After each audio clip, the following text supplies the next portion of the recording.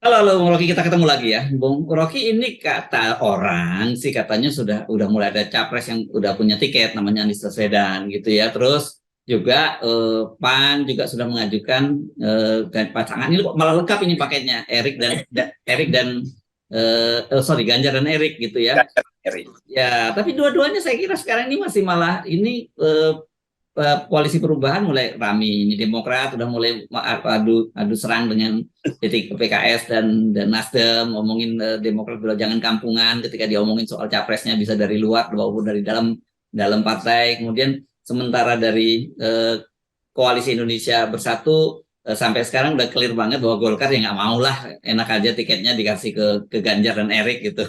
kalau kalau PAN ya sudah jelas lah gitu ya. Jadi bagaimana kita membaca situasi ini, Bung Robi? Coba kita urut perlahan-lahannya. Ya, Anies masuk di dalam radar uh, Pilpres karena hasil survei. Anies masuk di dalam radar partai-partai perubahan ini karena kepada koalisi perubahan karena menginginkan efek dari Anies terhadap partai-partainya. Itu aja sebetulnya tuh. Jadi kalau kita lihat secara pragmatis, ya dari awal sebetulnya Anies itu dipermainkan hanya untuk nebeng popularitas supaya partai terangkat. Tetapi dalam perkembangan kita lihat bahwa ada relawan yang pro pada Anies, walaupun kita belum uji ini relawan beneran atau sekedar fans klub saja. Nah, pada saat Anies masuk dalam semacam keresmian pertama untuk bertanding dalam politik elektoral 2024, muncullah yang kita sebut sebagai kingmaker. Kalau kita bertanya misalnya, Anies itu pertama kali diucapkan oleh SBY supaya jangan dihalangi untuk capres. Tentu sinyal itu untuk Pak Jokowi yang memang nggak menghendaki Anies tuh. Tetapi SBY bukan kingmaker untuk Anies. Jelas Anies lebih dekat dengan Pak JK. Jadi kita bisa bilang ya kingmakernya adalah Pak JK. Sekarang kita lihat komunikasi politik Pak JK dengan Pak SBY seberapa dalam atau seberapa lugas atau seberapa jujur. Kalau kita lihat fakta bahwa Anies belum pernah ketemu SBY, Anies ketemu dengan AHY. Jadi soal-soal semacam ini kan jadi sinyal pada kita bahwa memang AHY itu belum ada di dalam urutan pertama Anies. Walaupun kita tahu saya kenal kemampuan AHY, saya kenal kemampuan Anies. Tapi bagi Anies, karena dia harus tunggu semacam sinyal dari kingmakernya, maka terjadi penundaan-penundaan. Nah, penundaan itu membuat cemas PKS terutama. PKS langsung mengucapkan bahwa oke, Anies adalah presiden kita tuh. Tetapi PKS juga tahu bahwa Anies tetap menghitung siapa wakil presidennya tuh. PKS juga ada di dalam keraguan-keraguan itu sebetulnya kan. Tapi dia masih ucapkan itu. Demikian juga Nasdem yang justru lebih rentan karena proses politik yang menyangkut status menteri-menteri Nasdem itu nggak jelas kan. Jadi itu yang terjadi. Ketegangan itu yang membuat Andi Arief mungkin naik darah aja tuh. Ini kok kampungan semua sih. Jadi begitu kira-kira. Ini semua saya kenal lah mental-mental mereka. Jadi kira-kira itu pengantarnya. ya, ya. Dan yang menarik kan kalau kita hafal Andi Arief ini ya, apa gaya komunikasi politiknya, gaya bahasanya kita ingat dulu ketika misalnya antara Pak Prabowo dengan Demokrat pada Pilpres 2019 muncul Jenderal Kardus gitu ya. Karena ketidakjelasan itu juga sekarang kayak kampungan ya. Yang begini-begini saya kira ini dan komunikasi politik semacam ini kan mestinya tidak bisa perlu muncul ke publik, kan cukup diselesaikan secara internal kan. Ya, tapi sensasi ini saya menganggap bahwa sensasi ini semacam ya gertakan pertama lah itu. Karena Oh, oke. tetap kita tahu ya Anies ukuran Anies kan yang nggak pernah dia revisi. Kan Anies pernah mengucapkan Ya. bahwa ke publik dan saya pernah ngomong juga secara personal dengan Anies. Apa sih syaratnya dulu? Lu mau kasih apa nih syaratnya? Ya tetap yang dia ucapkan di publik pertama calon wapresnya itu harus mampu menambah elektabilitasnya. Jadi jangan dari ceruk yang sama tuh. Hmm. Kalau ceruk yang sama buat apa wapresnya kalau elektabilitasnya atau pendukungnya sama dengan pendukung Anies. Hmm. Yang kedua, menurut Anies Baswedan, calon wapresnya itu harus mampu untuk mengendalikan kasak kusuk di politik di DPR nanti. Berarti Buat harus solid partai lah yang ya, solid pemerintahan ya. Ya. solid. Kan itu. Yang ketiga, Anies mengucapkan secara jelas bahwa wapresnya itu harus mampu dan punya pengalaman teknokratik.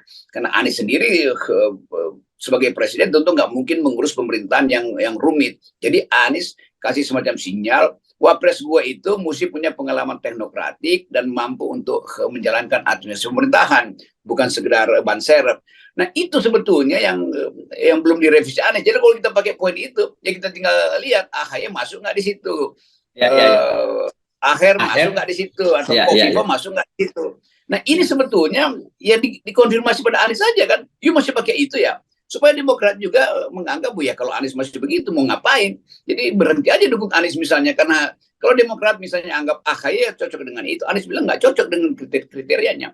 Nasdem juga akan bilang kalau kriterianya nggak memenuhi AHY, demikian juga PKS. Ya itu yang membuat mungkin teman saya ini Andi Arief sudah langsung ngamuk aja tuh. Bagus juga karena memang harus begitu kira-kira tuh. Nah, kan dia bilang bahwa pakai parameter ilmiah, jangan pakai kampungan. Nah, Anda udah gunakan itu tadi gitu ya. Kalau yang pertama tadi ceruk pasar yang sama, saya kira cawapres dari PKS langsung dicoret kan begitu ya, walaupun ada pengalaman birokrasi gitu.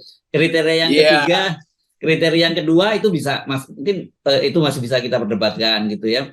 Kriteria ketiga memang ya AHY nggak masuk di situ gitu ya. Saya kira sebenarnya kan begini, ini kalau ini kita ngomong dari orang luar ya, kalau mau menang pemilu ya nggak usah ngotot-ngototan. Ini cuma mau senang-senangan memaksakan kehendak dan tapi kalah pemilu, atau mau menang pemilu kan gitu. Ini juga nggak jelas kan. Sama dengan jelasnya Jokowi, dia mau dukung siapa. Jadi kemampuan ya kekalutan Jokowi juga sama dengan kekalutan partai-partai pendukung Anies ini kan. Nggak jelas Anies mau milih siapa tuh. Jadi kita biarkan aja ini, karena ini memang bentuk akhir dari kedudukan politik yang ada di era Pak Jokowi. Nah, sementara yang masih kasih kesempatan ya Ibu Mega berpikir lagi, tapi Ibu Mega nunggu perintah langit itu. Pak Jokowi juga punya frustrasi itu. Nah kita mulai berpikir ya bagaimana misalnya kalau Pak Prabowo akhirnya melenggang sendirian terus dia tentukan sendiri. Mungkin Prabowo bilang ya udah gue sama Anies aja, karena Anies tuh akan disingkirkan, mending gue lindungi, gue sama AHY aja lah. Kan itu dulu diimpikan juga oleh Pak SBY segala macam. Jadi Pak Prabowo punya peluang untuk jadi kingmaker dirinya sendiri dan bisa tawan hal-hal lain di luar dia karena kekalutan ini. Jadi itu intinya tuh. Nah kalau itu terjadi berlama-lama akan ada keresahan publik, ketidakpastian pemilu, lalu terjadi krisis ekonomi karena berkaitan dengan peristiwa-peristiwa hari-hari ini tentang kesulitan bayar utang segala macam. Maka ada kesempatan Pak Jokowi untuk tunda pemilu. Jadi sebetulnya Jokowi juga senang dengan kekalutan ini karena bagi dia kekalutan itu bonus bagi dia untuk nunda pemilu. Jadi begitu cara analisis. Saya pikir tadinya Pak Jokowi kalau lihat KIB berantakan tadinya gitu. Karena kan kalau kita lihat sekarang sebenarnya KIB itu praktis sudah berantakan lah ya.